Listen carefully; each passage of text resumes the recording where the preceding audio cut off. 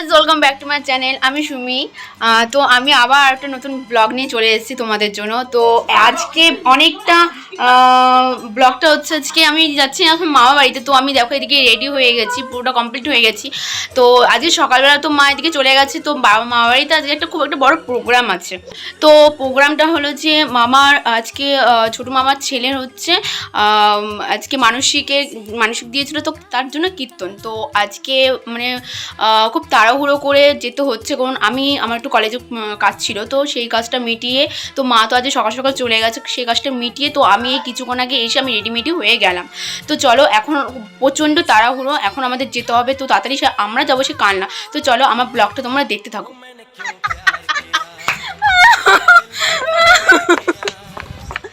দাদা আমাদের জন্য এত বড় একটা গাড়ি এসছে, সাবধানে যেও। আসছি। টাটা, সাবধানে তো চলে যাও। জাগুলিতে যাচ্ছে, তাও আবার এত বড় একটা গাড়ি করে।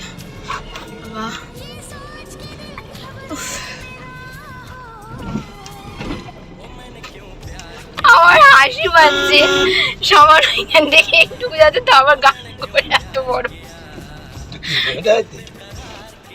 আরে টোটোতে আসার ব্যাপারটা আর এত বড় গাড়ি করে আসার ব্যাপারটা আলাদা না। এই তো মা তো চলে গেছে আগে, আর আমি আর মা বাবা এখন যাচ্ছি।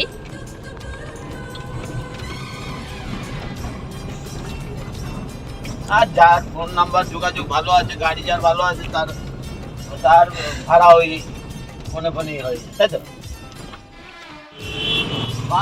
তো আমি এখন চলে এসেছি জাগুলিতে। জাগুলি থেকে অটো ধরে যাব ত্রিবেণীতে। জাগুলি থেকে অটো ধরে কল্যাণী স্টেশন যাব। তো হে গাইস আমরা চলে এসেছি। আমরা তো এখন এখানে বসে আছি ত্রিবেণী স্টেশন, আর কিছুক্ষণ পর ট্রেন আসবে।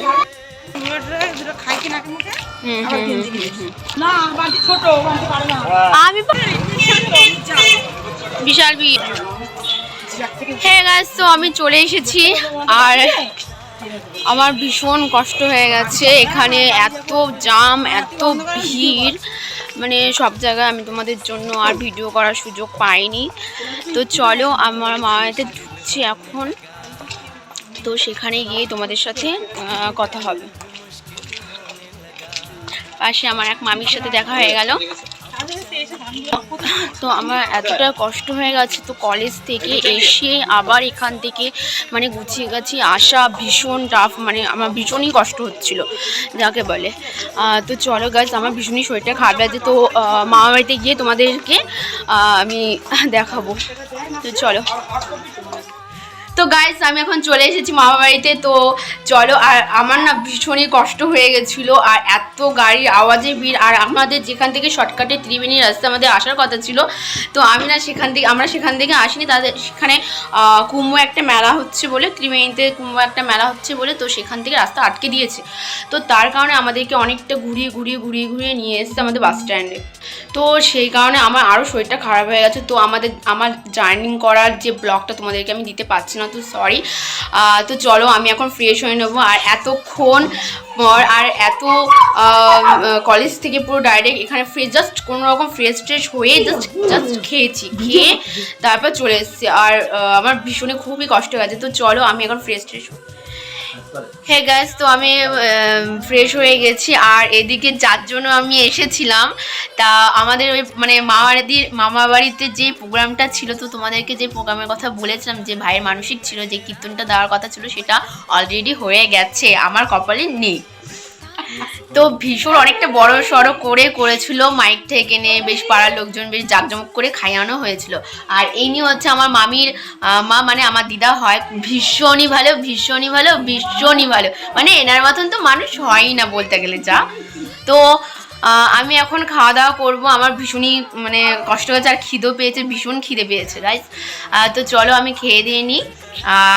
আর আমার ভিডিওটা যদি তোমাদের ভালো লেগে থাকে তো লাইক, কমেন্ট আর সাবস্ক্রাইব করে দিও। তো চলো গাইস, আজকের মতন টাটা। আজকের মামাবাড়ি আসার জার্নিটা তোমাদেরকে দেখাতে পারলাম না, কারণ ভীষণই ভিড়টা ছিল।